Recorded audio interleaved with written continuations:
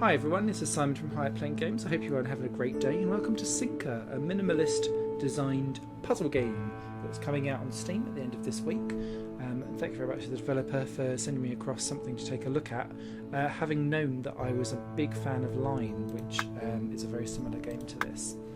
So the idea of this game is that you have different hooks that you can kind of drag across a screen, and you're trying to get your circles into the shapes that they've got, and later on other shapes and objects too. Very, very simple premise that grows quite quickly over time. So you need to work out kind of which order to drag things in initially, so that you can get all of your things into the right slots and holes. And sometimes that means that you need to drag a line of stuff across and then work out where to kind of hook, line and sinker something out to continue on. Or it could be that you actually need to get everything into the same place, and that's what you can see there. So I need 2 circles to get into that one.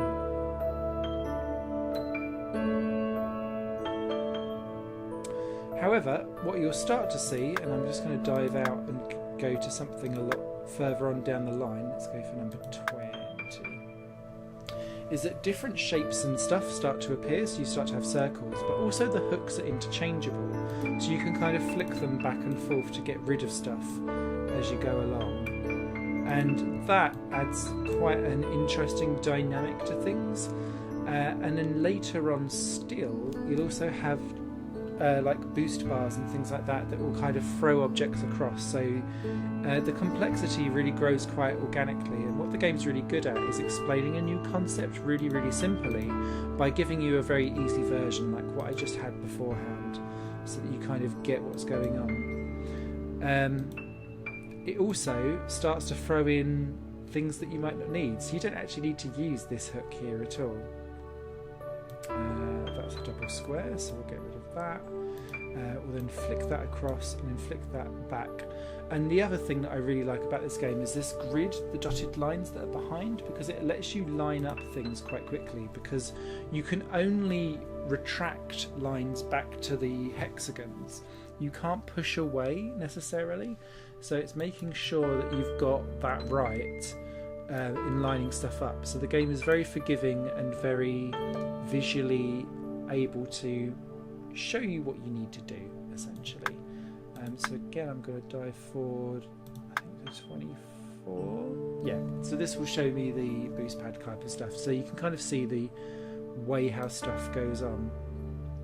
So the other thing that you can do is pass stuff across.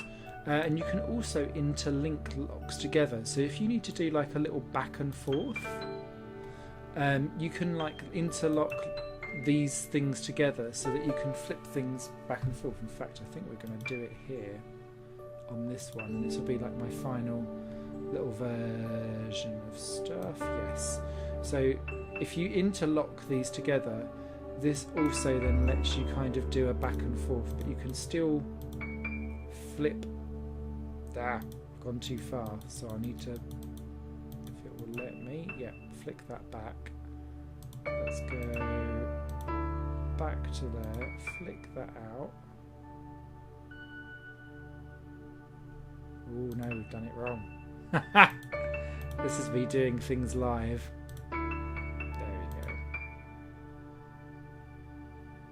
Will that do it? No, it won't. Now it will. Hey, there we go. Drag, drag, drag, drag, drag. But can you see how the grid helps if you can sort it out nicely? There we go. So yeah, that's how the game works. It introduces new mechanics quite often.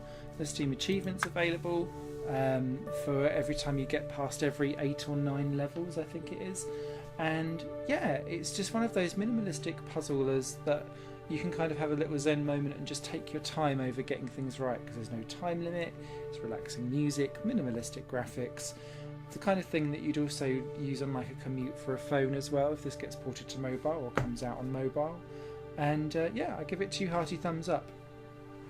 Because of the fact that it changes mechanics quite often, you kind of see the end result of like a really challenging puzzle every 6th or 7th puzzle that comes along. So it doesn't outstay its welcome in trying to like get overly convoluted, and I appreciate that, because sometimes you kind of think, oh come on, this puzzle is just ridiculous now. Everything always seems quite manageable and logistically possible whenever you look at something. So yeah, if you don't want to tax your brain too much but you want to kind of be challenged, it's in that nice middle tier, and that's what I appreciate about Sinkr. So this game is available from Friday, so grab yourself a copy if you do fancy this, and thank you very much for the developers for taking the time to send me across a copy. A written review of this game will also be available over on my new website higherplanegames.com, which is launching the end of this week too. Take care all, thanks for watching, and bye for now.